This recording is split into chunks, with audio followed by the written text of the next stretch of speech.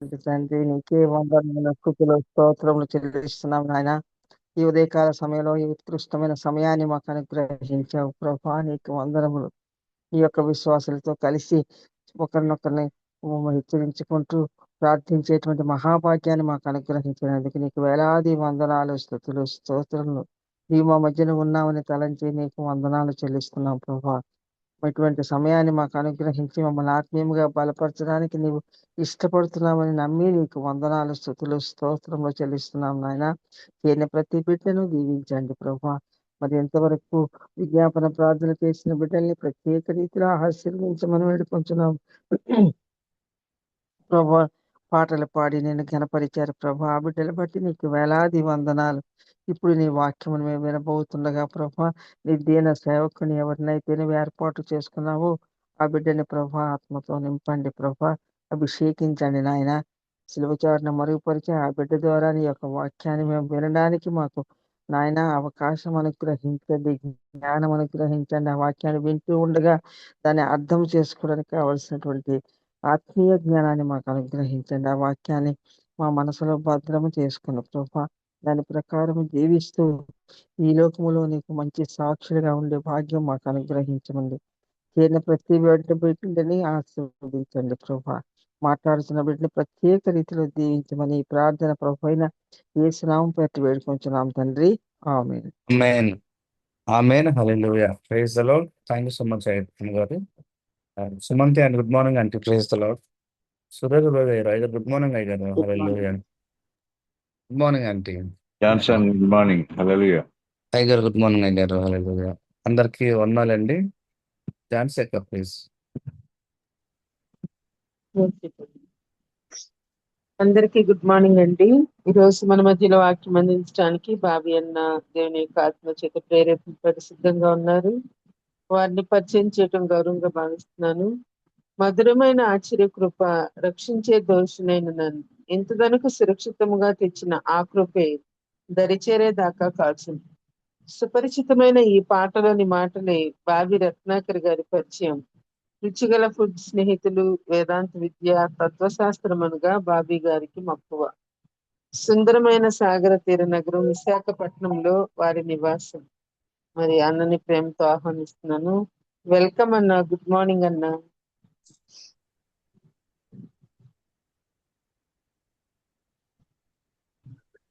Praise the lord అండి అందరికి. నా వాయిస్ క్లియర్గా ఉందండి? ఉందన్న. థ్యాంక్స్ అమ్మా. Thank you sister Jhansi Gudipati గారికి థ్యాంక్స్ అండి. అందరికీ వందనాలండి. ప్రైజ్ ది లార్డ్ అండి. గుడ్ మార్నింగ్ అండి. మరి ఈరోజు ఇర్మియా గ్రంథం 31వ అధ్యాయము కొన్ని వచనాలు ధ్యానం చేసుకుందాం. ఇర్మియా 31.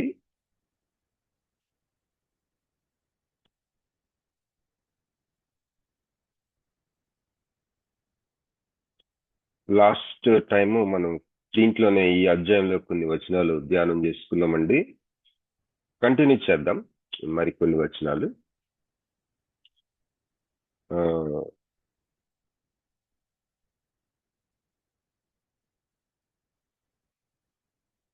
23వ వచనం నుంచి చదువుకుందామండి. దయచేసి ఎవరైనా సహాయం చేయగలరా?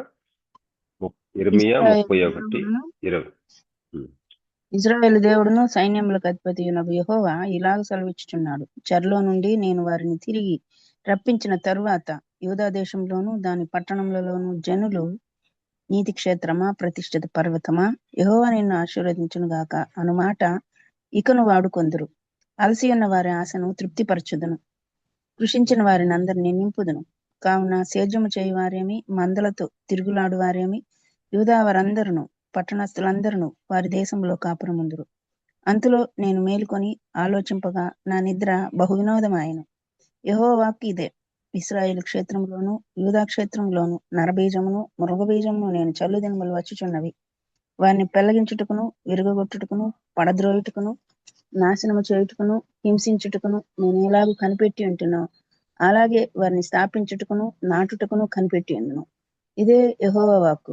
ఆ దినములలో తండ్రులు ద్రాక్షకాయలు తినగా పిల్లల పళ్ళు పులిసినను మాట వాడుకొనరు. ప్రతివాడు తన దోషము చేతనే మృతి నొందును.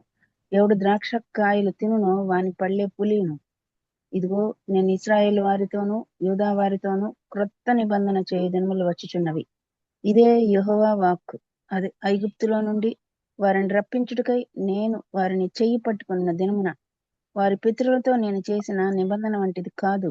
నేను వారి పెనిమిటినైనను వారు ఆ నిబంధనను భంగము చేసుకొనిరి. ఇదే యెహోవా వాక్కు. ఈ దినములైన తరువాత నేను ఇశ్రాయేలు వారితోనూ యూదా వారితోనూ చేయబో నిబంధన ఇదే. వారి మనసులలో నా ధర్మ విధి ఉంచెదను, వారి హృదయం మీద దాన్ని వ్రాసేదను. యెహోవా వాక్కు ఇదే. నేను వారికి దేవుడనై యుందును, వారు నాకు జనులగుదురు. వారు మరి ఎన్నడును యెహోవాను గూర్చి బోధనొందుదము అని తమ పొరుగు వారికి కాని తమ సహోదరులకు కాని ఉపదేశము చేయరు. నేను వారి దోషములను క్షమించి వారి పాపములను ఎన్నడను జ్ఞాపకం చేసుకొనెను. కనుక అల్పులేమి ఘనులేమి అందరూ నన్ను ఎరుగుదురు. ఇదే యెహోవా వాక్కు. పగటి వెలుక్కై సూర్యుని, రాత్రి వెలుక్కై చంద్ర నక్షత్రములను నియమించువాడును, దాని తరంగములు ఘోషించినట్లు సముద్రమును రేపువాడు నాకు యెహోవా ఆ మాట సెలవిచ్చుచున్నాడు. సైన్యములకు అధిపతికి యెహోవా అని ఆయనకు పేరు. ఆ నియమములు నా సన్నిధి నుండకుండా పోయిన ఎడల ఇశ్రాయేలు సంతతి వారు నా సన్నిధిని ఎన్నడనూ జనముగా ఉండకపోవును. ఇదే యెహోవా వాక్కు. యెహోవా సెలవిచ్చినదేమనగా, పైనున్న ఆకాశ వైశాల్యమును కొలుచుటయు క్రిందనున్న భూమి పునాదులను పరిశోధించుటయు శక్యమైన ఎడల ఇశ్రాయేలు సంతానం చేసిన సమస్తమును బట్టి నేను వారిని అందరినీ తోసివేతును. యెహోవాకు ఇదే. యెహోవా ఇలాగ సెలవిచ్చుచున్నాడు. రాబో దినములలో హనన్యేలు గోపురం మొదలుకొని మూలగుమ్మం వరకు పట్టణము యెహోవా పేరట కట్టబడును. కొలనూలు దానికెదురుగా గారేబు కొండ వరకు పోవచ్చు గోయా వరకు తిరిగి సాగును. శవములను బూడిదయు వేయబడి లోయ అంతయు కిద్రోను వాగు వరకును గుర్రముల గవిన వరకును తూర్పు దిశనున్న పొలములన్నీ యెహోవాకు ప్రతిష్ఠితములగును. అది మరి ఎన్నడనూ పెళ్లగింపబడదు, పడద్రోయబడదు. Amen. Praise the lord. Amen. Thank you sister. చిన్న ప్రార్థన చేసుకుందామండి. మహాపరిశుద్ధుడా, మా ప్రియ పరలోక తండ్రి, నాయనా, ఈ ఉదయకాల సమయంలో ప్రాతకాల వేళ మీకు స్తుతులు స్తోత్రములు కృతజ్ఞతాస్తుతులు నాయన అర్పించుకొంచున్నాం తండ్రి. నీ రక్తంలో ప్రభువా నన్ను శుద్ధి చేయండి, కడగండి.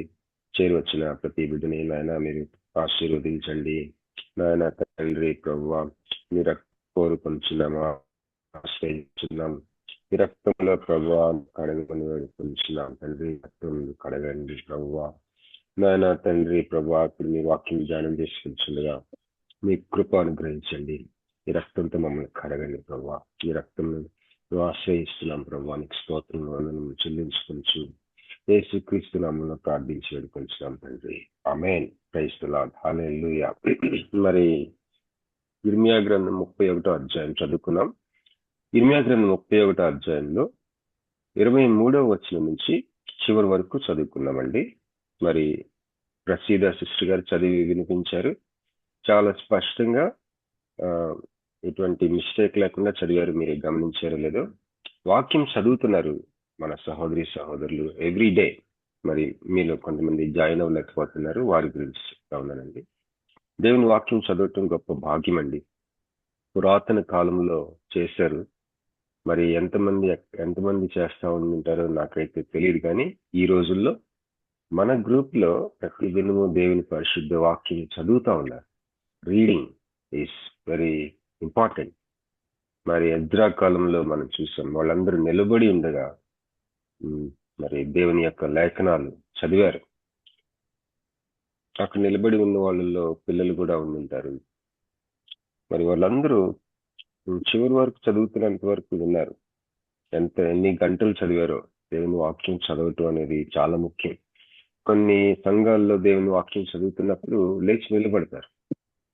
Is to respect God. God's word reading is very important, great blessing. దేవుని వాక్యము మరి చదువుతా ఉంటే వినటం అనేది, తర్వాత బయటికి చదువుకోవడం అనేది మహా గొప్ప భాగ్యం. We have to read this. మరి దేవుని వాక్యం కొరకు, స్పిరిచువల్ లైఫ్ కొరకు మనం కష్టపడటమే కాకుండా, కష్టపడటంలో చాలా దూరం వెళ్ళాలి. అది నాకు చాలా మంచిగా అనిపించింది.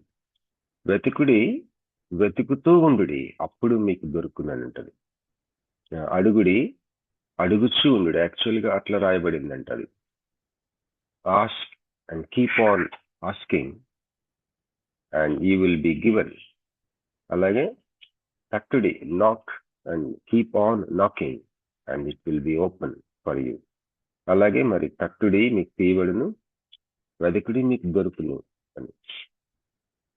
సో ఈ మధ్య నేను దేవుని మహాకృపను బట్టి ఎఫ్ఎస్సి పత్రిక కామెంటరీ ఒకదాన్ని తెలుగులో ట్రాన్స్లేషన్ చేశాను. Complete 6 chapters.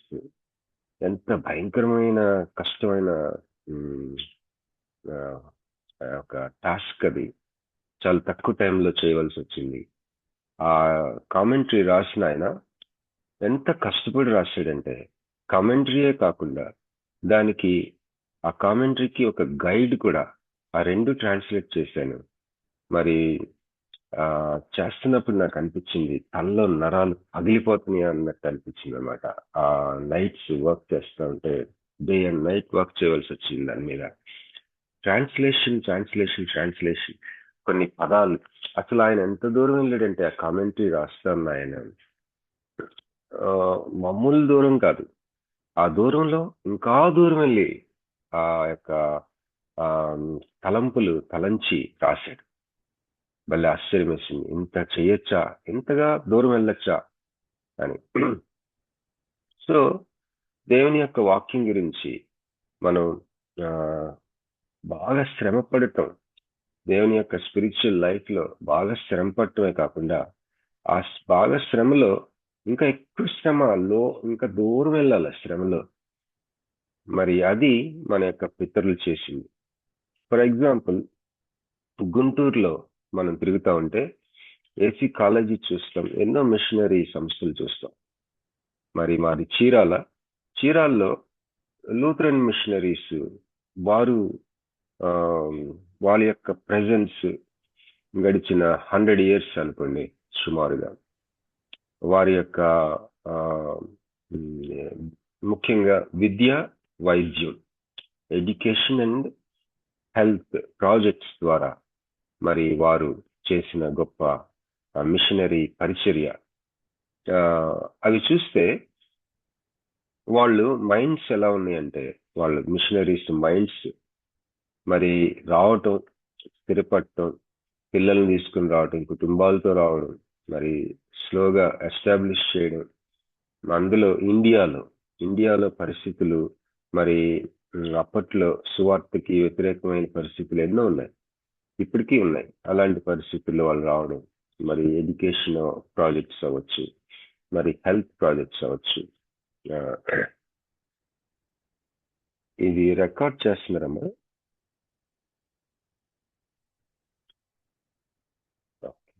Yes, Daddy, recorded. Okay, thank you. So ఇట్లాగా వాళ్ళ గురించి ఆలోచించినప్పుడు మళ్ళీ ఆశ్చర్యం వేస్తుంది మిషనరీస్ గురించి. మరి ఆ రోజుల్లో వారి గురించి నేను ఏం విన్నానంటే, వారు ఆ రోజుల్లో వచ్చేసినప్పుడు వాళ్ళ దేశంలో నిజంగా సమాధి పెట్టెలు చేయించుకుంటారంట. అదొక సూచన, ఒక స్ఫూర్తిగా చేయించుకొని దాని వాళ్ళకి సంబంధించిన బట్టలు గిట్లన్నీ దాంట్లో పెట్టి నిజంగా గొయ్యిలో పెట్టేసేసి ఇంకా మేము మా దేశానికి రాము, మేము వెళ్ళిపోతున్నాం మిషన్ పొలానికి, అక్కడే చచ్చిపోతాం, అక్కడే జీవిస్తామని. సో ఇక్కడికి వచ్చేసిన మిషనరీస్ లో ఎంతో మంది వాళ్ళు సేవ చేయటం కాకుండా వాళ్ళు ఇక్కడ జీవితాలు ముగించుకున్నారు, ఇక్కడే సమాధులు అయినాయి వాళ్ళు. అలాంటి వెళ్ళారు, స్పిరిచువల్ లైఫ్ లో దూరం వెళ్ళారు, కానీ ఆ దూరంలో ఇంకా దూరం వెళ్ళారు. సో నేను ఏం చెప్తున్నానో మీరు ఆత్మలో గ్రహించుంటారని నేను నమ్ముతున్నానండి. ఇప్పుడు ఈ ఇర్మియా గ్రంథం మనం వద్దాం, బ్యాక్ టు ఇర్మియా గ్రంథం 31వ అధ్యాయంకి వద్దాం.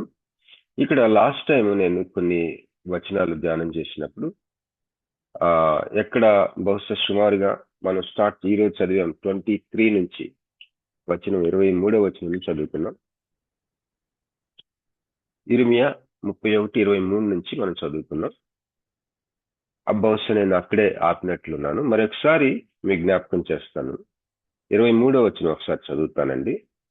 ఇశ్రాయేలు దేవుడును సైన్యములకు అధిపతియునగు యెహోవా ఇలాగు సెలవిస్తున్నాడు, చెరలో నుండి నేను వారిని తిరిగి రప్పించిన తర్వాత యూదా దేశంలోను దాని పట్టణములలోను జనులు నీతి క్షేత్రమా, ప్రతిష్ఠిత పర్వతమా, యెహోవా నిన్ను ఆశీర్వదించును గాక అను మాట ఇకను వాడుకుందరు. ఇక్కడ ఈ ప్రజలను ఉద్దేశించి మాట్లాడుతున్నప్పుడు ఈ ప్రజలకి దేవుడు ఏ విధంగా ఆలోచించాలి అని కూడా ఒక సహాయం దొరుకుతా ఉంది దేవుని మాటల్లో. మనం ఆలోచించడానికి ఫ్రేమ్ వర్క్ మనకు అవసరం. ఏం ఆలోచించుకుంటామంటే చాలాసార్లు మన లైఫ్ గురించి ఆలోచించుకుంటాం మనం సహజంగా. ముఖ్యంగా గత జీవితం గురించి, లేకపోతే గత జీవితంలో జరిగిన అనేకమైన సంగతులు, ఎన్నో సంవత్సరాలు. నిన్న మా పాపకి చెప్పాను, బీచ్ లో ఇక్కడ వైజాగ్ లో బ్యూటిఫుల్ డాగ్స్ తీసుకొని వస్తుంటారు. బ్యూటిఫుల్ డాగ్స్, చాలా మంచి మంచి రకరకాలైన కుక్కలు తీసుకొని వస్తారు. నేను చెప్పాను, నువ్వు చిన్నప్పుడు ఎంత చక్కగా మంచి మంచి డాగ్స్ ని చూస్తున్నావు, రకరకాలైన డాగ్స్ ని చూడగలుగుతున్నావు. కానీ మా చిన్నప్పుడు మేము వీధి కుక్కలు, ఇంకా చెప్పాలంటే మా ఏరియాలో కొద్దిగా అవతలకి కొన్ని పిగ్స్ ఉంటాయి, పిగ్స్, పందులు అట్లా ఉండేవి. అవి చూసేవాళ్ళం మేము చిన్నప్పుడు. నేను చెప్తున్నది ఒక 50 years బ్యాక్ అనుకో. అసలు నీకు తెలియదు నాన్న. పిగ్గా అంది. అవును, పిగ్ని చూసేవాళ్ళం మేము. ఎట్లా ఉంటది పిగ్? ఇప్పుడు వాళ్ళు చూసే కార్టూన్స్ లో పిల్లలు పిగ్స్ ఇళ్లలో పెంచుకునే ఒకలాంటి పింక్ కలర్ టాయ్స్ లాగా ఉంటాయి పిగ్స్. కానీ నేను చిన్నప్పుడు చూసిన పిగ్స్ భయంకరం, డర్టీ పిగ్స్, రోడ్డు మీద ఉండే పిగ్స్, బ్లాక్ ఉంటాయి. అలా చెప్తుంటే దానికి అర్థం కావట్లా. సో నేను చెప్తున్న స్టోరీ 50 years బ్యాక్ దా, ఒక 45 years బ్యాక్ దా అనిపించింది నాకు. సో ఇంత సుదీర్ఘమైన గత జీవితం గురించి మనం ఆలోచించుకోవడానికి రకరకాలుగా జ్ఞాపకం చేసుకుంటుంటాం, లేకపోతే రకరకాలుగా రిఫ్లెక్ట్ అవుతాం, లేకపోతే ఒక్కొక్కసారి ఏమంటారు, ఎట్లా ఆలోచించుకోవాలో తెలియక ఓవర్వెల్మింగ్ గా ఉంటది కొన్నిసార్లు. చాలా మనిషికి మించిపోయిన ఒక విషయంగా అయిపోద్ది గత జీవితం గురించి ఆలోచించుకుంటా ఉన్నప్పుడు. కానీ దేవుని వాక్యము మనకి మన జీవితాన్ని గురించి ఏ విధంగా ఆలోచించాలో గైడ్ లైన్స్ ఇస్తుంది.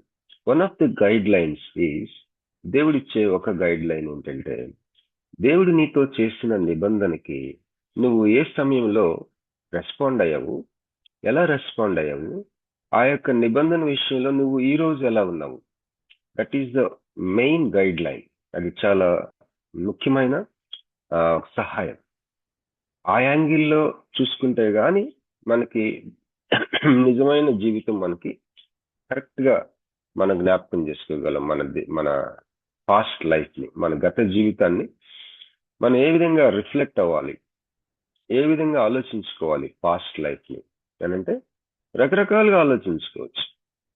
ఫ్లాష్ బ్యాక్, లేకపోతే ఎన్నో మెమరీస్ ఉండొచ్చు.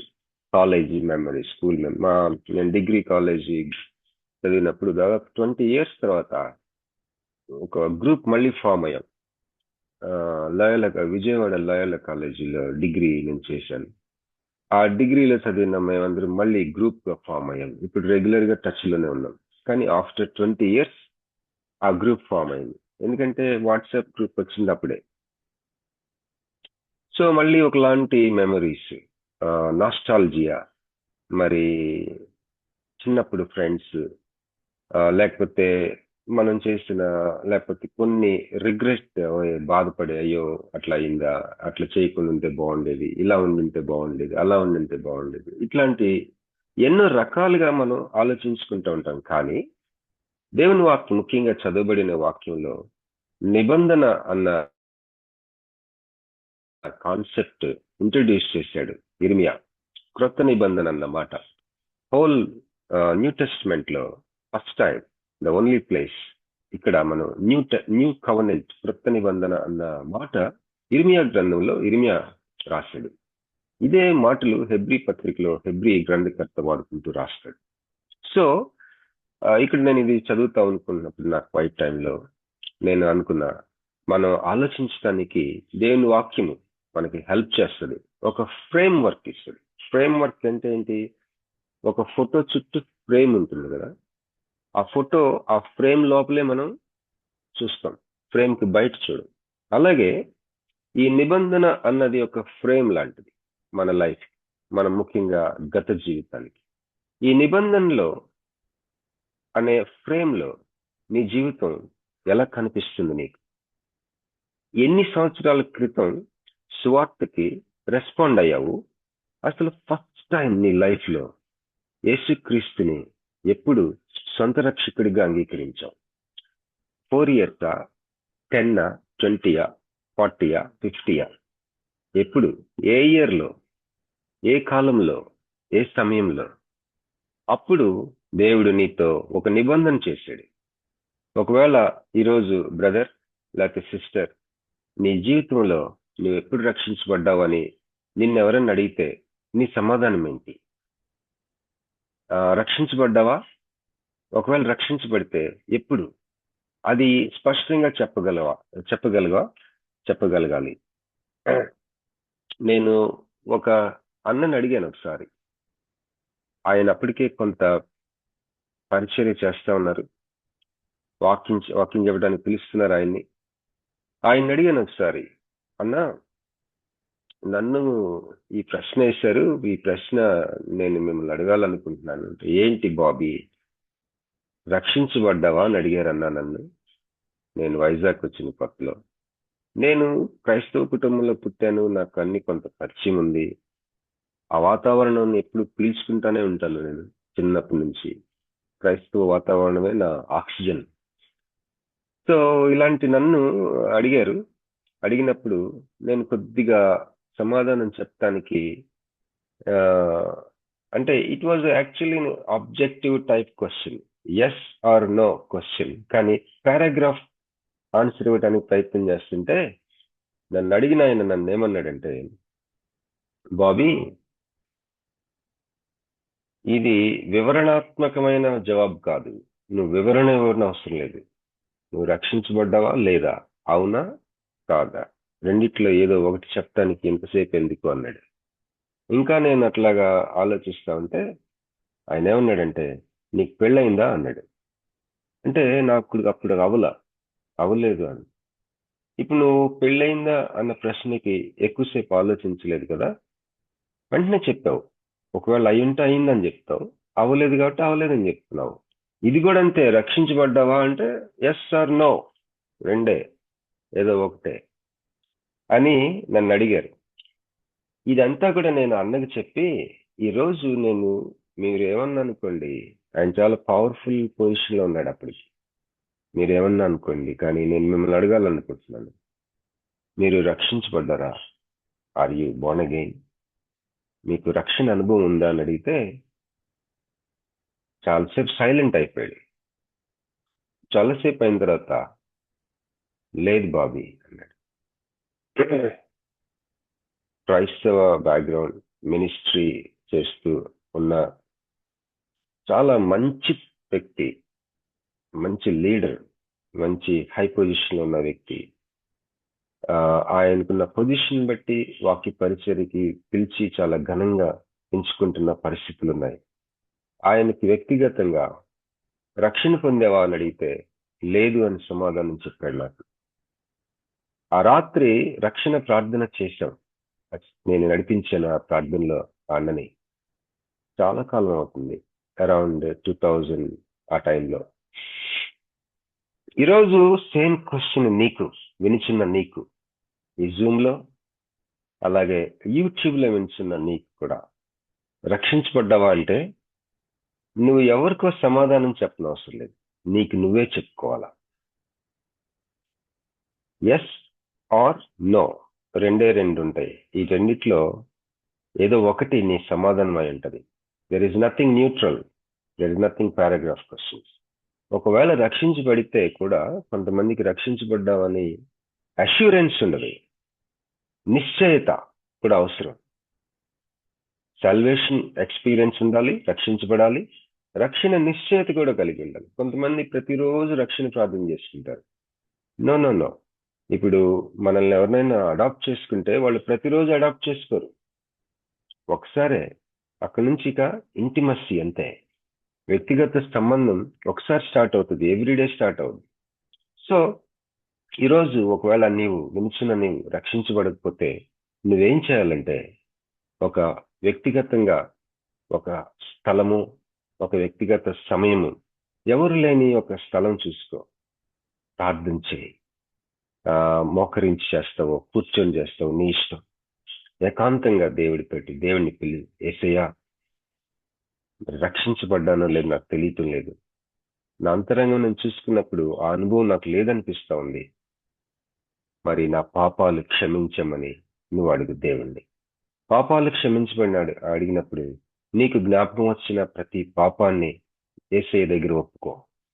నన్ను క్షమించయ్యా అని మనస్ఫూర్తిగా, యథార్థంగా, జెన్యూన్ గా యేసయ్యని నా పాపాలు క్షమించమని నువ్వు అడిగితే ఆయన నమ్మదగిన వాడు, నీతిమంతుడు గనుక నిన్ను క్షమిస్తాడు, నీ ప్రార్థనని గౌరవిస్తాడు. యేసయ్యా నీ రక్తంతో నన్ను కడగండి అని అడుగు, నా హృదయంలోకి రండి అని అడుగు. ఆ డేట్ని, ఆ తారీఖుని జ్ఞాపకం ఉంచుకో. ఎందుకంటే నువ్వు మనస్ఫూర్తిగా అడిగినప్పుడు దేవుడు నీ ప్రార్థనని, నీ మాటని విని ఆయన నీ పాపాలు క్షమించి తన రక్తంలో నిన్ను కడిగి నీ హృదయంలోకి రాగలడు. అందుకని ఆ తారీఖు గుర్తుపెట్టుకో. అక్కడి నుంచి నీవు రక్షించబడిన వ్యక్తివి అని బైబిల్ ప్రకారం నువ్వు అధికారికంగా నమ్మచ్చు. సో అప్పుడు ఏమైందనమాట, అలా జరిగిన రోజు నిబంధన, దేవుడు నీతో చేసిన దినం అది. నిబంధన, కవనెంట్. ఒకవేళ ఇలాంటి అనుభవం ఇప్పటికే మనలో చాలా మందికి ఉండి ఉంటది. గతంలో చాలా సార్లు మరి గతంలో మనకి ఈ అనుభవం చాలా మందికి ఉండి ఉంటది. చాలా సంవత్సరాల క్రితం జరిగి ఉండొచ్చు, కొంతమందికి రీసెంట్ గా జరిగి ఉండొచ్చు, కొంతమందికి చాలా కాలం క్రితం జరిగి ఉండొచ్చు. ఏది ఏమైనా ఇలాంటి అనుభవం నీ జీవితంలో జరిగిన ఆ యొక్క రోజు, ఆ క్షణము దేవుడు నీతో నిబంధన చేసిన దినం అది. నిబంధన చేసిన దినము, కవనెంట్ చేసిన దినము. ఆ కవనెంట్ విషయంలో నీవు నేను అప్పటి నుంచి ఈ రోజు వరకు ఎలా ఉన్నాము, అది అసలైన ఆలోచించుకునే విషయం. గతం గురించి, మన పాస్ట్ గురించి మనం జాగ్రత్తగా ఆలోచించుకోవాలి. సరి అయిన ఆలోచన ఎలా చేసుకోవాలి, ఎలా రిఫ్లెక్ట్ అవ్వాలి మన పాస్ట్ గురించి అంటే, దేవుడు నీతో చేసిన నిబంధన దినం నుంచి ఈ రోజు వరకు నీవు ఎలా ఉన్నావు. హైడెల్బర్గ్ క్యాటగిజం అని ఒకటి ఉంటుంది, హైడెల్బర్గ్ క్యాటగిజం. దాంట్లో ఒక పెద్ద ఆయన ఏం రాశాడంటే, సమాధికి యువతులంతా కూడా ఆత్మీయ జీవితంలో ఒక సిద్ధపాటే అని రాశాడు. చాలా సంతోషం. సమాధికి యువతులంతా కూడా సిద్ధపాటే. ఒక 100 సంవత్సరాలు బ్రతికేమనుకోండి మనం, ఆ 100 సంవత్సరాల్లో పర్ఫెక్షన్ సాధించుతామని కాదు. We can never achieve perfection. సంపూర్ణమైన స్థితి మనం ఎన్నడూ సాధించలేం. కనుక ఇతరుల్ని ఎగ్జామిన్ చేయటం మానేయటం మంచిది. ఇతరులను ఎగ్జామిన్ చేస్తే మనం అలసిపోతాం, చేదైన మనసు వస్తుంది. ఒకలాంటి సువార్త సంబంధమైన జీవితం కాకుండా, లేదా ఈ లోక సంబంధమైన జీవితం కూడా కాకుండా, ఒకలాంటి మోరలిజం, నీతి అని చెప్పుకుని అసలైన రిలేషన్షిప్ లేకుండా పోయే ఒకలాంటి స్థితి. దాని గురించి బైబిల్లో ఏముందంటే, ఉప్పు నిస్సారం అయిపోతే అట్లా అయిపోతాం. తర్వాత అదేంటి, ఇంకా బైబిల్లో చెప్పినది ఏంటంటే, నిష్ప్రయోజనం, వాటర్ లేని క్లౌడ్స్ లాగా, మరి వేస్ట్ అన్నమాట. ప్రేమ లేకుండా. ప్రేమ గురించి ఉంటది కదా 1 కొరింథీ 13వ అధ్యాయంలో. ఎన్ని రకాలైన వివరణతోటి ఒక వ్యక్తిని, ప్రేమ లేని వ్యక్తిని డిస్క్రైబ్ చేస్తాడు. స్టార్టింగ్ లో నువ్వు టంగ్స్ లో మాట్లాడుతూ ఉంటే, you are just like a sounding cymbal if you don't have love అని. నువ్వు సాక్రిఫిషియల్ లైఫ్ లీడ్ చేస్తావంటే you don't have life, if you don't have love, you are nothing. నీ కోయబడుటకు నీ దేహం అప్పగించిన నీ ప్రేమ లేని వాడివైతే వ్యర్థం, అది వేస్ట్ అని చెప్పాడు. సో అలాగా సమాధికి యువతల ఏ వ్యక్తి కూడా, ఏ విశ్వాసి, సర్వెంట్ ఆఫ్ గాడ్ అవ్వచ్చు, బిలీవర్ అవ్వచ్చు, ఎవరు కూడా పర్ఫెక్షన్ సాధించలేరు. ఎందుకంటే సమాధికి యువతలంతా కూడా సిద్ధపాటు. దేని కొరకంటే సమాధికి అవతల కోసం. సమాధికి అవతల విపరీతమైన గ్లోరీ ఉంటుంది, దాంట్లో ప్రవేశిస్తుంది. విపరీతమైన measure of the holy spirit ఉంటుంది, దాంట్లో ప్రవేశిస్తుంది. విపరీతమైన మెజర్ ఆఫ్ విజ్డమ్, విపరీతమైన మెజర్ ఆఫ్ లైఫ్, అది విపరీతమైన మెజర్ ఆఫ్ బిజినెస్, అది విపరీతమైన మెజర్ ఆఫ్ ఇంటెగ్రిటీ, విపరీతమైన measure of presence of God, విపరీతమైన మెజర్ ఆఫ్ లవ్, అది విపరీతమైన measure of power of love, అది. సో అలాంటి దాంట్లోకి ప్రవేశించడానికి preparation this side of the grave. So Heidelberg క్యాటకిజంలో ఆయన ఆ విధంగా అన్నాడు అనమాట. సో నీ జీవితంలో దేవుని నిబంధన స్టార్ట్ అయిన రోజు ఎప్పుడు, ఏది, ఉందా లేదా, ఇది చాలా అవసరం పర్సనల్ గా మనం వ్యక్తిగతంగా ఆన్సర్ చేసుకోవడానికి. నీకు నీవే జవాబు చెప్పుకోవాలి ఇది. ఓకే, మరి ఇర్మియా గ్రంథం 31:23 చదువుతానండి. ఇశ్రాయేలు దేవుణ్ణి సైన్యములకు అధిపతియు నగు యెహోవా ఇలాగు సెలవిచ్చుచున్నాడు, చెరలో నుండి నేను వారిని తిరిగి రప్పించిన తర్వాత యూదా దేశంలోను దాని పట్టణములలోను జనులు నీతి క్షేత్రమా, ప్రతిష్ఠిత పర్వతమా, యెహోవా నిన్ను ఆశీర్వదించును గాక అన్న మాట ఇకను వాడుకుందరు. ఇక్కడ సందర్భం ఏంటంటే ఇర్మియా ఇశ్రాయేలీయులను, యూదా వారిని ఉద్దేశించి మాట్లాడుతూ ఉన్నాడు. ముఖ్యంగా యూదా వారిని, మీరు త్వరలో చెరపట్టబడబోతున్నారు, ఆ తర్వాత 70 సంవత్సరాల చెరలో ఉంటారు, తిరిగి వస్తారు, తిరిగి వచ్చినప్పుడు ఇట్లా ఉంటది అని చెప్తా ఉన్నాడు ఈ వచనంలో. ఎంత సుదీర్ఘమైన టెలిస్కోపిక్ ప్రాఫెసీ. టెలిస్కోపిక్ ప్రాఫెసీ అంటే సుదీర్ఘమైన కాలాలకి సంబంధించి. ఆ తర్వాత మీరు తిరిగి వచ్చిన తర్వాత మిమ్మల్ని ఎట్లా అంటారంటే నీతి క్షేత్రమా అంటారు. ఇంగ్లీష్ లో ఏముందంటే హ్యాబిటేషన్ ఆఫ్ జస్టిస్ అని. నీతి క్షేత్రమా, మౌంటైన్ ఆఫ్ హోలీనెస్ అంటారు, ప్రతిష్ఠిత పర్వతమా అంటారు మిమ్మల్ని అని. తర్వాత 24వ వచనం, అలసి ఉన్న వారి ఆశను తృప్తిపరచుదును, కృషించిన వారిని అందరినీ నింపుదును. ఇక్కడ 2 విషయాలు. అలసి ఉండటం దేవుడు గమనించే దేవుడై ఉన్నాడు, కృషించి ఉండటం దేవుడు గమనించే దేవుడై ఉన్నాడు. చాలా మంది చాలా కోరుకుంటుంటారు కానీ వారి ప్రాణాలకి లీన్నెస్ అంటే కృషించే స్థితి దేవుడు ఇస్తాడట. వారు కోరుకున్నది వారికి ఇస్తున్నాను కానీ వారి ప్రాణం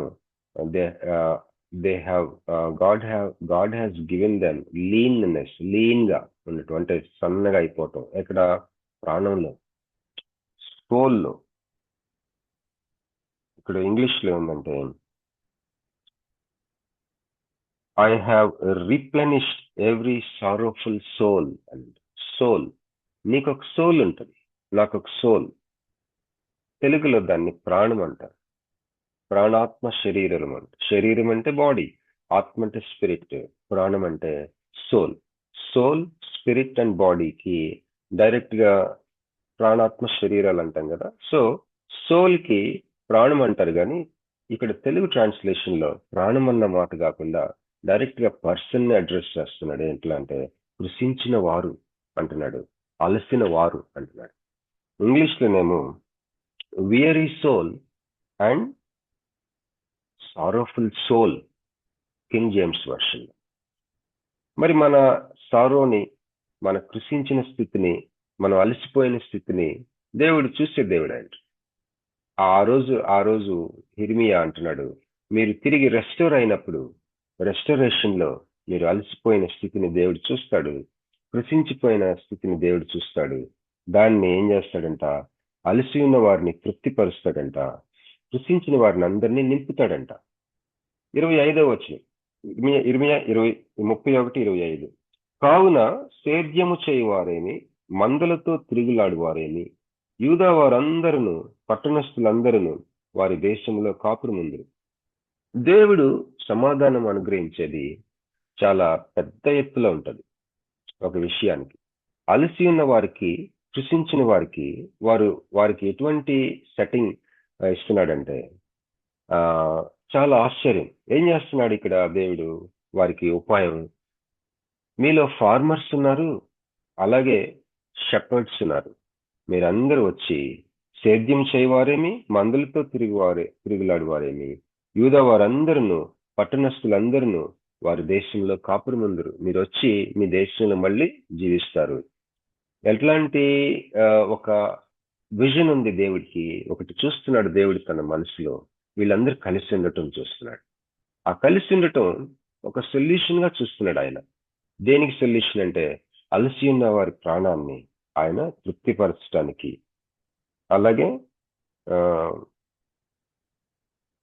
కృషించిన వారిని నింపటానికి ఆయన చేసే ఒక ప్రాజెక్ట్, ఒక ప్రోగ్రామ్ ఏంటంటే వారందరూ కలిసి జీవించటం. ఇక్కడ సేద్యం చేయవారు, అలాగే మందలతో తిరుగులాడువారు, ఫార్మర్స్ అండ్ షెపర్డ్స్. ఇక్కడ లాస్ట్ టైం నేను చెప్పినప్పుడు నెట్వర్కింగ్ అన్న విషయం మనం చూసాం. మనం తుకిక్కును జ్ఞాపకం చేసుకున్నాం. ఎఫెసీ పత్రిక లాస్ట్ లో తుకిక్కు గురించి జ్ఞాపకం. నెట్వర్కింగ్ అన్న మాట చాలా ముఖ్యం. అందరితో ప్రొయాక్టివ్ గా కలిసిమెలిసి టచ్ లో ఉండటం, కనెక్టింగ్ గా ఉండటం. ఎందుకంటే నా యొక్క లైఫ్ లో దేవుడు అనుగ్రహించిన ఆ యొక్క గిఫ్టింగ్స్ అవ్వచ్చు, నా జీవితము మిగిలిన వాళ్ళ జీవితాల వరములతో కనెక్ట్ అవ్వకపోతే సంపూర్ణం అవ్వదు. దేవుడు అలా నిర్ణయించాడు. దేవుడి యొక్క డిజైన్ అది. అందుకనే మనల్ని క్రీస్తు శరీరంతో పోలుస్తాడు. మనం ఎన్నడూ కూడా ఒంటరిగా ఉంటే మనం సంపూర్ణంగా, లేకపోతే ఒక లోటు అయిపోతాం, మనం లోటుగా ఉంటాం. మన ప్రాణము ఏమంటారు, కృషించిన స్థితి నుంచి బయటపడటానికి అవకాశం ఉండదు. ఒక్కరిలే ఉండకూడదు. ఈవెన్ ప్రభురాత్రి భోజనం విషయంలో కూడా 1 కొరింథీ 11వ అధ్యాయంలో రాస్తాడు. ఏమనంటే మీలో డివిజన్స్ ఉన్నాయి అని మొదలు పెడతాడు అధ్యాయం. అక్కడ ఒక మాట ఉంటది, క్రీస్తు శరీరం అని వివేచింపక తిని త్రాగువాడు. క్రీస్తు శరీరం అని వివేచించడం అంటే ఏంటి అన్నది మనం ఆలోచించాలి. క్రీస్తు శరీరం అని వివేచించడం అంటే ఏంటి? కొన్ని సంఘాలు ఏమనుకుంటాయంటే ఆ రొట్టెనేమో యేసుక్రీస్తు శరీరము, పాస్టర్ గారు, ఆ యాజకుడు లేదా ప్రీస్ట్ ప్రార్థన చేయగానే అది మనం తినే రొట్టె కానీ, బిస్కెట్ కానీ, వేఫర్ కానీ, ఏది ఇస్తే అది, ముఖ్యంగా బ్రెడ్ ఇస్తారు కదా యూజువల్గా ఎక్కువగా, ఆ బ్రెడ్ ముక్క యేసు శరీరం అయిపోయింది. ఆ యాజకుడు, ఆ ప్రీస్ట్ ఫాదర్ కానీ, ముఖ్యంగా క్యాథలిక్స్ చర్చెస్ లో ఉంటది ఇట్లాంటి నమ్మకం. అవి ఆ యొక్క ఆ రొట్టె యేసుక్రీస్తు శరీరం అయిపోయిందని ఒక నమ్మకం అవుతుంది వాళ్ళకి. అలాగే ద్రాక్షరసం ఆ క్షణంలో యేసుక్రీస్తు రక్తం అయిపోయిందని.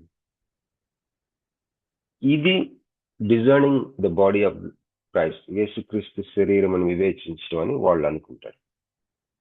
కానీ ఆ అధ్యాయం స్టార్ట్ అయిన రీతి చూస్తే మీలో విభజనలు, డివిజన్స్ ఉన్నాయి అని మొదలు పెడతారు.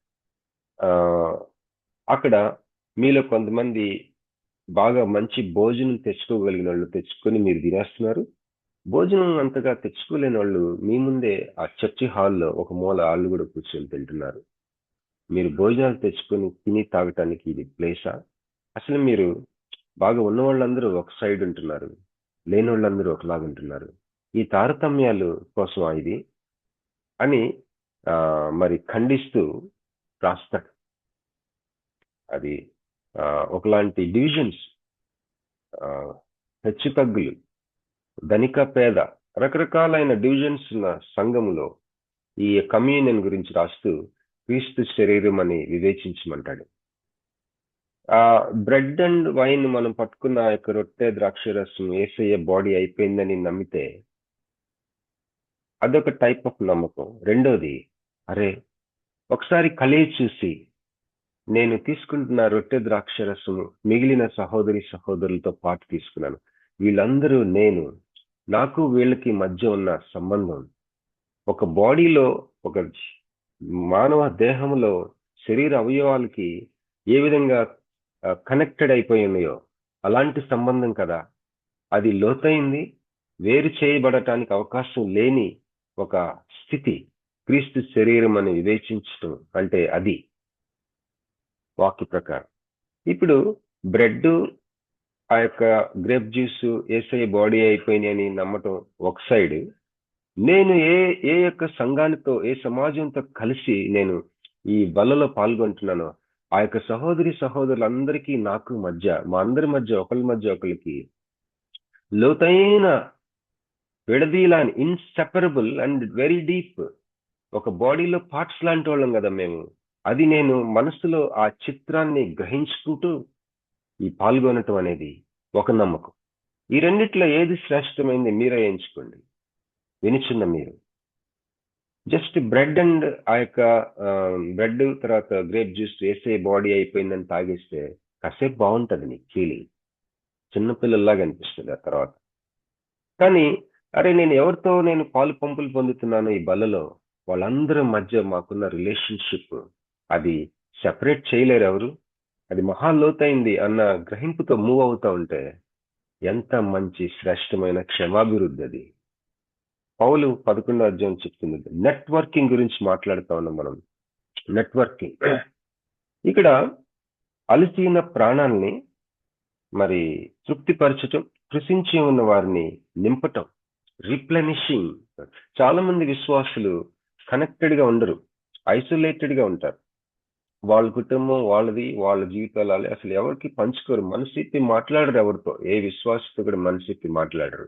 దానివల్ల చాలా అనారోగ్యాలు కలుగుతాయి. అందుకే అదే అధ్యాయంలో ఉంటది, ఏమని ఉంటదంటే, ఇందువలన మీరు రోగులై ఉన్నారు, బలహీనులై ఉన్నారు, కొంతమంది నిద్రించుచున్నారు. ఎప్పుడైతే నువ్వు ఇతర విశ్వాసులతో మనసిప్పి నీ జీవితాన్ని పంచుకోవో అప్పుడు నీ అంతరంగంలో నువ్వు బలహీనుడిగా ఉంటావు, బలహీనురాలుగా ఉంటావు. ఆ బలహీనత నిన్ను రోగాలకు దారితీయచ్చు. ఒక రకంగా కొంతమంది నిద్రించారని ఉంటది.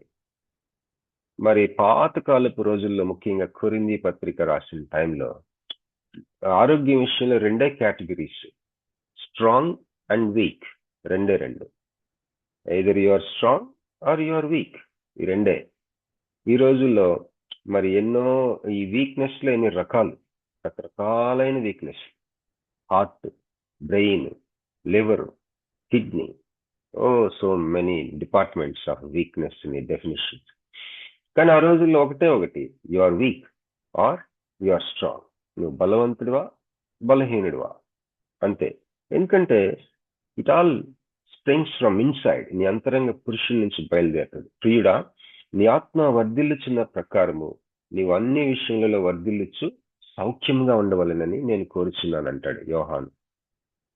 సరే ముందుకెళ్దాం.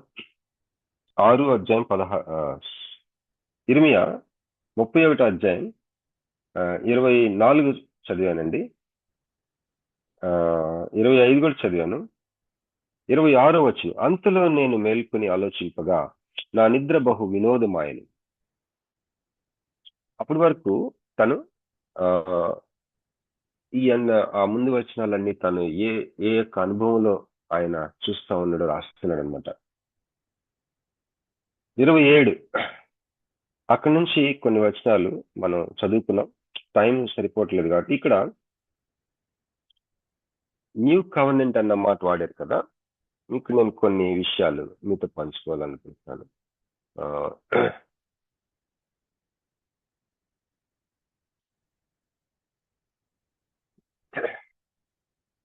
కవెనెంట్ గురించి. కాంట్రాక్ట్ కి కవెనెంట్ కి మధ్య డిఫరెన్సెస్, నిబంధనకి ఒప్పందానికి మధ్య డిఫరెన్సెస్ ఏంటంటే, నిబంధనకి తారీఖు, 6 ఇరుపక్షాలు ఉంటాయి. అలాగే ఒక వ్యాపార లావాదేవీలకి లేదా ఒకలాంటి ఇచ్చిపుచ్చుకునే వ్యవహారానికి సంబంధించిన ఒప్పంద మ్యాటర్ ఉంటుంది. తర్వాత గ్యారంటీస్ ఉంటారు, దానిని రాసే స్క్రైబ్స్ ఉంటారు, సాక్షులు ఉంటారు. దేని గురించి మాట్లాడుతున్నానంటే కాంట్రాక్ట్, ఒప్పంద పత్రం గురించి. అదే నిబంధన అయితే స్పీకర్ని ఇంట్రడ్యూస్ చేస్తారు. ఆ యొక్క నిబంధన చేసుకునే మనుషులు లేకపోతే ఆ ఇద్దరు పార్టీస్ యొక్క రిలేషన్షిప్ యొక్క చరిత్రని వివరిస్తారు. అలాగే ఆ సర్వసాధారణమైన ఆజ్ఞ ఉంటుంది. తర్వాత వివరణాత్మకమైన విషయాలు రాస్తూ సాక్షులు ఉంటారు, కానీ చివరిలో ఆశీర్వాదాలు, శాపాలు ఉంటాయి. తర్వాత సందర్భం ఏంటంటే ఒప్పందం అనుకోండి, కాంట్రాక్ట్ కి సంబంధం ఒక బెనిఫిట్ ని ఆశించి రాసుకునేది కాంట్రాక్ట్. బెనిఫిట్ ని ఆశించి ఎంటర్ అయ్యేది కాంట్రాక్ట్, ఒప్పందం.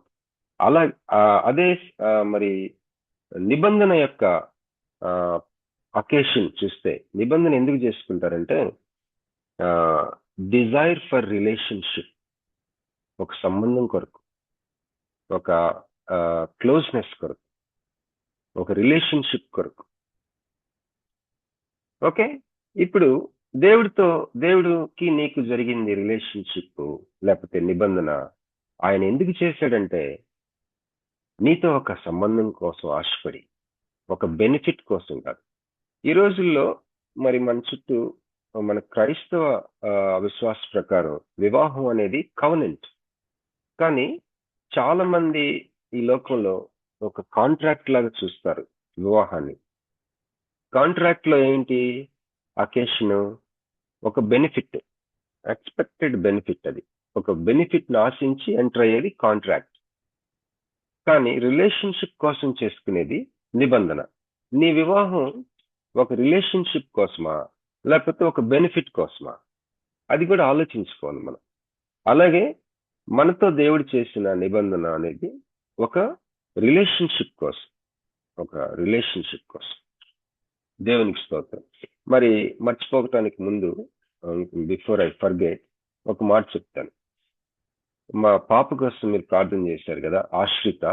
తను BALLB ఇక్కడ గీతంస్ లో వైజాగ్ లో చేస్తా ఉంది. 4th ఇయర్ అయిపోయింది. 5th ఇయర్కి వచ్చినప్పుడు ఇంటర్న్షిప్ కోసం ఢిల్లీలో తనకి ఒక ఎక్స్పోజర్, సుప్రీం కోర్ట్ అవ్వచ్చు, ఢిల్లీ హైకోర్టులో కొంత ఇంటర్న్షిప్ కోసం పంపారు.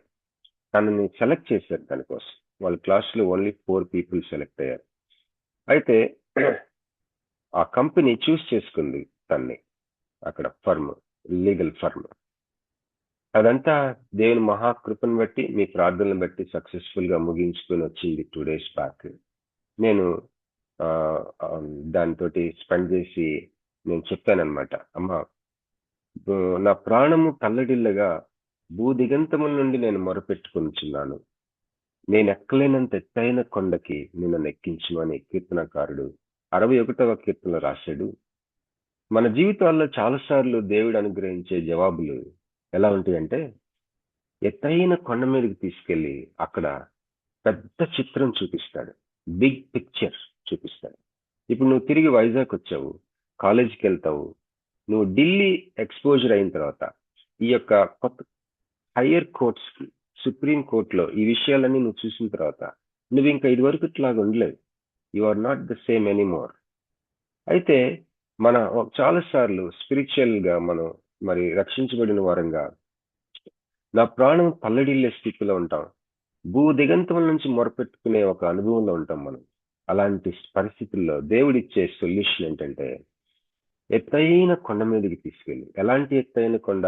నేను ఎక్కలేనంత ఎత్తైన కొండ మీదకి తీసుకెళ్తే అక్కడ ఏం చూస్తామంటే, అక్కడ ఏం జరుగుతుందంటే, నేను ఒక ఎక్స్పోజర్. ఈ మాట చాలా ముఖ్యం. 2 మాటలు వాడాం మనం, నెట్వర్కింగ్, ఇప్పుడు exposure. Exposure is very important.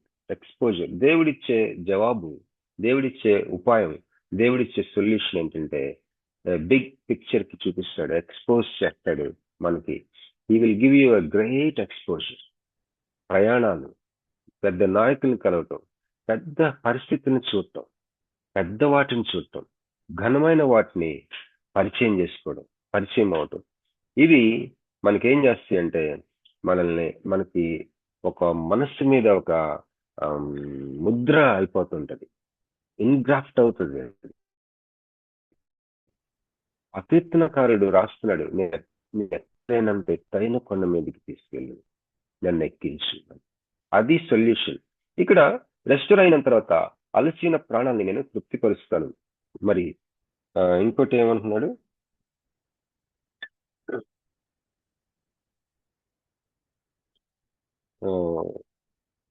కృషించిన వారిని నేను నింపుతాను అంటున్నాడు. ఎట్లా నింపుతాడంట?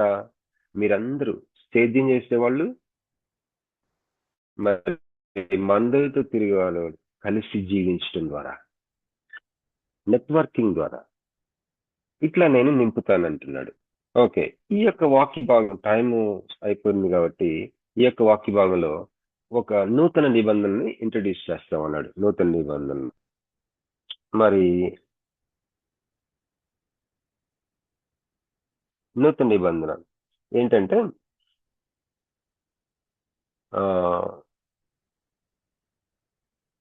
ఇక్కడ కాంట్రాక్ట్ కి కవనెంట్ కి ఇంకొక 1-2 ఇక్కడ టేబుల్ ఉంది, మనకు అవసరమైనవి నేను షేర్ చేస్తున్నానండి, అంటే టైం లేదు కాబట్టి. ఇక్కడ కాంట్రాక్ట్ లో పర్ఫార్మెన్స్ అనేది ఉంటుంది. ఒప్పందంలో ఒకవేళ ఒప్పందం అనేది నిబంధనకి ఒప్పందానికి తేడాల్లో నీ వివాహం ఎగ్జాంపుల్ చెప్తున్నాను, ఎవరి వివాహం అయినా సరే అది కాంట్రాక్ట్ అనుకోండి, దాంట్లో పర్ఫార్మెన్స్ రిక్వైర్డ్. అక్కడ అవసరమైంది ఏంటంటే ఆబ్లిగేషన్, పర్ఫార్మెన్స్. అవతల వ్యక్తి యొక్క ప్రేమని లేకపోతే ఆ జీవితాన్ని, వివాహ జీవితానికి ఒప్పందం లాంటిది అనుకోండి, నువ్వు ఖచ్చితంగా పర్ఫార్మ్ చేయాలా, అంటే నువ్వు ఏదో ఒకటి చేస్తేనే అది నిలబడుతుంది. అదే నిబంధన అనుకోండి, లాయల్టీ, నమ్మకత్వం. అది ఒక స్థితి, క్రియలు కాదు. అసలు చెప్పాలంటే చాలా మంది ఎంటైర్ విశ్వాస జీవితమే ఒక పెద్ద క్రియలాగా ఎంచుకుంటారు. నో నో నో నో, క్రియ కాదు. Faith is not work, faith is a substance. మీరు ఫెయిత్ ఈజ్ సబ్స్టెన్స్. విశ్వాసం అన్నది నిరీక్షింపబడు వాటి యొక్క నిజస్వరూపమును అదృశ్యమైన ఉన్నమనుటకు రుజువు. అది ఒక సబ్స్టెన్స్, అది ఒక evidence. Substance and evidence. Faith is a substance and faith is a evidence. విశ్వాసం అనున్నది ఒక నిజస్వరూపము, విశ్వాసం అనున్నది ఒక రుజువు, అంతేగాని అది క్రియ కాదు. ఎంటైర్ ఫెయిత్ లైఫే ఒక క్రియగా ఎంచుకుంటారు చాలా మంది. No, that is not. మనకి దేవుడికి మధ్య ఉన్నది ఒకవేళ ఒప్పందం అయితే నీ విశ్వాస యాత్ర ఒక పెద్ద క్రియ అవుతుంది. దేవుడికి నీకు మధ్య ఉన్నది ఒక కవనెంట్, అది లాయల్టీ. దానికి కావాల్సింది ఏంటంటే లాయల్టీ, నమ్మకం. దేవుడు నమ్మకత్వంగా ఉన్నాడు, మనం కూడా నమ్మకంగా ఉన్నాడు. అలాగే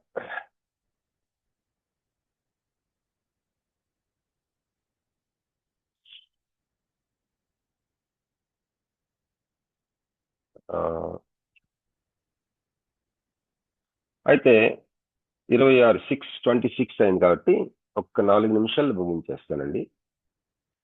మేజర్ కవనెంట్స్ ఏం జరిగినాయి చరిత్రలో? మేజర్ కవనెంట్స్ ఆదికాండం 1-3 అధ్యాయం వరకు ద కవనెంట్ విత్ క్రియేషన్, సృష్టితో దేవుడు చేసిన నిబంధన. ఆదికాండం 6-9 అధ్యాయం వరకు నోవాతో చేసిన నిబంధన, ద కవనెంట్ విత్ నోవా. అలాగే ఆదికాండం 12, 17, 15, 17, 22 ఈ అధ్యాయాల్లో అబ్రహాముతో చేసిన నిబంధన. నిర్గమకాండం 19-24 అధ్యాయం వరకు సీనాయి కొండ మీద నిబంధన. అలాగే 2 సమూయేలు 7 అధ్యాయము, కీర్తనలు 89 చూసుకుంటే ద కవనెంట్ విత్ డేవిడ్. ఇది చాలా ముఖ్యమైనది, మనం పట్టించుకోం పెద్దగా, కానీ దావీదు నిబంధన చాలా ముఖ్యమైన మైల్ స్టోన్, అది మైలురాయి. అలాగే ఇర్మియా 31 అధ్యాయం ఇప్పుడు మనం చదువుకుంటున్నది, 31-34 అధ్యాయం వరకు ఇర్మియా. అలాగే యెషయా 54, యెహెజ్కేలు 33, నుంచి 39 అధ్యాయాల్లో నూతన నిబంధన 6 కవనెంట్స్, మేజర్ కవనెంట్స్ చెప్పానండి. ఓకే, ఇప్పుడు కొన్ని పాయింట్స్ ఏంటంటే,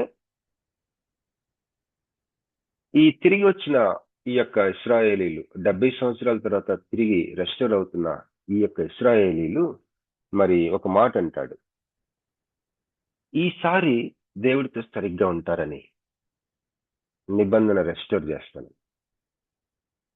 ఈసారి దేవుడితో బాగుంటారని.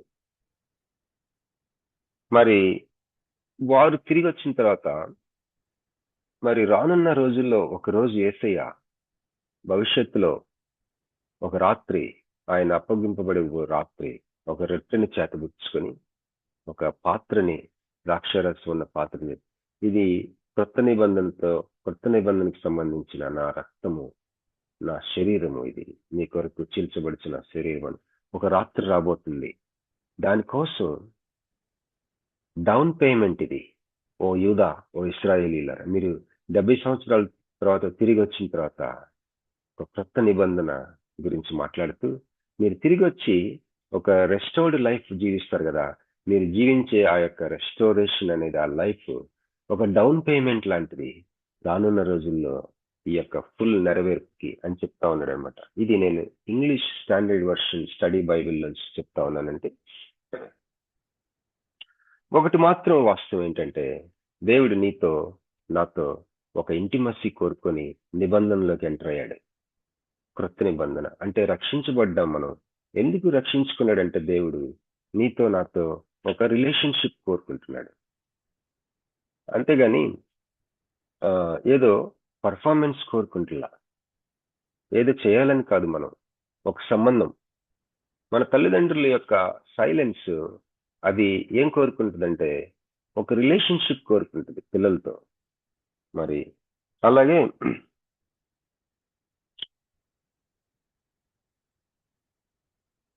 ఎన్నోసార్లు ఇశ్రాయేలీలు రెస్టోరేషన్ కి, రెన్యూవల్ ఆఫ్ కవెనెంట్ కి దేవుడు చేశాడు. మరి దేవుని యొక్క రాజ్యాన్ని మనం అర్థం చేసుకోవాలంటే, ఆయన చేసుకుంటూ వచ్చిన నిబంధనల్ని ఆ యొక్క ఫ్రేమ్ లోంచి చూసుకుంటే గానీ దేవుని రాజ్యం మనకు అర్థం అవదని భక్తులు సెలవిస్తా ఉన్నారు. అయితే ఒక మేజర్ పాయింట్ ఏంటంటే, మేజర్ పాయింట్, వాళ్ళు ఎందుకు నిబంధనల్లో నిలవబడలేకపోయారు అని అంటే, వారు అంతకంటే బెటర్గా ఉండలేకపోయారు. అందువల్ల ఈ కొత్త నిబంధనలు ఏంటంటే, మన అంతరంగంలో ధర్మ విధులను, న్యాయ విధులను రాస్తున్నాడని చెప్పి ఉంటది ఇర్మియా గ్రంథం. అది చదువుకున్నాం. కొద్దిగా ముందుకెళ్తే ఈ 31 ఇర్మియా 31లో ఎన్నో వచనంలో ఉందంటది, ఈ 33వ వచనం, ఇర్మియా 31:33. ఈ దినములైన తర్వాత నేను ఇశ్రాయేలు వారితోను యూదా వారితోను చేయబో నిబంధన ఇదే, వారి మనస్సులలో నా ధర్మవిధి ఉంచదను, వారి హృదయముల మీద దాన్ని వ్రాసేదను. అంతరంగంలో అనమాట. మన దేవుడు మనతో నిబంధనలు ఎంటర్ అయ్యాడు. మనం రక్షించబడిన వారంతో ఆయన ఏం చేశాడంటే, లోపల రక్షించబడిన దినమున ఆయన ఎంటర్ అయిపోయి మన మనస్సులో ధర్మవిధి ఉంచాడంట, హృదయం మీద రాశాడంట. అప్పుడు దాకా బయట ఉన్నాయి అవి, ఏ బుక్ లోనో, ఆ శిలా ఫలకాల మీదో, బైబిల్లోనో, పాత నిబంధనలోనో, ఆ లెదర్ పార్చ్మెంట్స్ లోనో, సెల్ ఫోన్ లో, అప్పుడు సెల్ ఫోన్ లేవులే, మరి కాగితాల మీద ఉన్న ఆ యొక్క ధర్మ విధులు, ఆ యొక్క వాట్ ఎవర్ లా, ధర్మవిధి, అదంతా కూడా బయట ఉంది అప్పుడు దాకా. కానీ కొత్త నిబంధనలో లోపల రాశాడు. రాసిన వ్యక్తి లోపల ఉన్నాడు, నీ హృదయంలో, నా హృదయంలో. ఎందుకంటే ఆయన కవనెంట్ ప్రారంభించాడు. కవనెంట్ చేసేది మనం. ఆయనేమో ఒక పార్టీ, మనమేమో ఇంకొక పార్టీ కదా. ఆయనకి మనకి మధ్య, ఆయనకి నీకు మధ్య, ఆయనకి నాకు మధ్య ఈ నిబంధనలో రెండో పార్టీ నేను.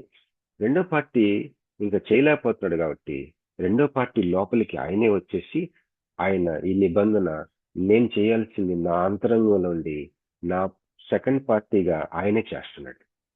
క్రొత్త నిబంధన ప్రత్యేకత అదే. రెండో పార్టీగా నువ్వు చేయాల్సింది నీలోకి వచ్చి ఆయన చేపిస్తున్నాడు, ఆయన చేస్తున్నాడు. Is the initiator of the covenant and keeper of the covenant. That is the beauty of the. అందుకని ఇది దీంట్లో నుంచి బయటపడలేవు నువ్వు. దీనికి షరతులు లేవు. షరతులు ఎవరైనా ఉంటాయి అని చెప్తే ఎలా ఉన్నాయి అడగండి, అప్పుడు నాకు కాల్ చేయండి. కొత్త నిబంధనకి నో కండిషన్స్. అది అంత లోతైంది. ఎందుకంటే పరిశుద్ధ పరచువాడు ఆయన. అసలు పరిశుద్ధ పరచువాడు కాదు, ఆయన పేరే పరిశుద్ధత. శాంక్టిఫైయర్ ఆర్ శాంక్టిఫికేషన్, పరిశుద్ధత అనేది ఆయన. సరే, మా చదువుకొని క్లోజ్ చేసుకుందామండి. 1వ కొరింథీ 1వ అధ్యాయం 30వ వచనం అనుకుంటా, తెలుగులో 31. 1వ కొరింథీ 1:31. అతిశయించువాడు ప్రభువునందు అతిశయింపవలెను అని వ్రాయబడినది నెరవేరినట్లు దేవుని మూలంగా ఆయన మనకు జ్ఞానమును, నీతియు, పరిశుద్ధతయు, విమోచనము ఆయన. ఇంగ్లీష్ లో చదువుతాను. But of him or ye in Christ Jesus, who of God is made unto us wisdom and righteousness and sanctification and redemption. 4 విషయాలు. ఏంటి 4 అంటే జ్ఞానము, నీతి, పరిశుద్ధత, విమోచన. ఇక్కడ ఎవరైనా సరే వించిన వారిలో పరిశుద్ధత అనేది కాన్సెప్ట్ అనుకుంటే యు ఆర్ రాంగ్, నువ్వు కరెక్ట్ కాదు. పరిశుద్ధత అనేది కాన్సెప్ట్, ఒక విషయము, ఒక క్రియ, ఒక అనుభవం, లేకపోతే ఒకలాంటి లైఫ్ స్టైల్ కాదు. పరిశుద్ధత యేసుక్రీస్తు యొక్క అవతారం. ఆయన పరిశుద్ధత ఆయన ఏ విధంగా జీవము, సత్యము, మార్గమై ఉన్నాడో, పునరుద్ధానము, జీవము నేనే అని ఎట్లా చెప్పాడు, అదే విధంగా పరిశుద్ధత నేనే అంటున్నాడు.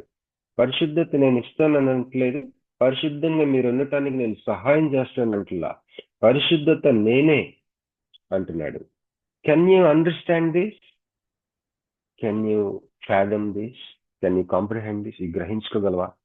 నువ్వు ఎప్పుడైతే హోలీనెస్ మనం అడపాదడప అనుభవిస్తుంటాం, పరిశుద్ధత ఆయన రక్తంతో కడగబడినప్పుడు ఆ క్షణంలో పరలోకపు ఆక్సిజన్ మనం పీల్చుకుంటాం. ఒక్కోసారి ఆ అనుభవం అర్థం ఏంటంటే యేసుక్రీస్తు యొక్క ఒక మొక్క నువ్వు అనుభవిస్తూ తింటున్నావు అన్నమాట. నా శరీరమును తింటూ తాగుతూ అన్నాడు. అదే he is the sanctification. He is, not he has, not he gives. He is. ఆయన పరిశుద్ధత ఇస్తాడు కాదు, ఆయన పరిశుద్ధతకి సహాయం చేస్తాడు కాదు, ఆయన పరిశుద్ధత కలిగి ఉన్నవాడు అది కాదు, ఆయనే పరిశుద్ధత. సో నిబంధనలో మన అంతరంగంలో ఉండి నిబంధనలు నేను నా వల్ల కావట్లేదు కాబట్టి నాకు నా నిబంధన సెకండ్ పార్టీగా నిబంధనలు నిలిచి ఉండటానికి ఆయన అంతరంగంలో ఆయన ఉండి ఈజ్ కీపింగ్ ఇట్, ఆయన దాన్ని మెయింటైన్ చేస్తున్నాడు, కవనెంట్. కనుక ఎంత మంచి ఏర్పాట్లో మనం ఉన్నాం ఈరోజు, మంచి కవనెంట్లో మనం ఉన్నాం. ఒకవేళ నువ్వు కవనెంట్లో లేకపోతే ఈ రోజే అనుకూలమైన సమయం, ఇదే రక్షణ దినం అని ఉంది. కనుక దేవుని స్తోత్రం. సమయం ఎక్కువ తీసుకున్నాం, క్షమించండి. ఓవర్ టు సిస్టర్ ప్రసిద్ధ గారు. థ్యాంక్ యూ అండి. Praise the Lord. Praise the Lord brother. Body of Christ గురించి చక్కని వర్తమానాన్ని అందించిన బాబీ గారికి విపిఎఫ్ ఫ్యామిలీ తరపున కృతజ్ఞతలండి. మనము దేవునితో ప్రయోజనాన్ని ఆశించే ఒప్పందం కాకుండా సంబంధాన్ని ఆశించే నిబంధనలో ప్రవేశించాలి. అలసి ఉన్న వారి ఆశను తృప్తిపరిచే దేవుడు, కృషించిన వారందరినీ నింపే దేవుడై ఉన్నాడు. మనం ఎప్పుడైతే నిబంధనలో ప్రవేశిస్తామో అప్పుడు మన మనసుల్లో తన ధర్మవిధిని ఉంచే దేవుడై ఉన్నాడు. మన హృదయం మీద దాన్ని వ్రాసే దేవుడై ఉంటున్నాడు. చక్కని వర్తమానాన్ని బట్టి కృతజ్ఞతలండి. ముగింపు ప్రార్థన చేయవలసిందిగా రెవరెండ్ జామీ రవికుమారయ్య గారిని మనవి చేస్తున్నాం.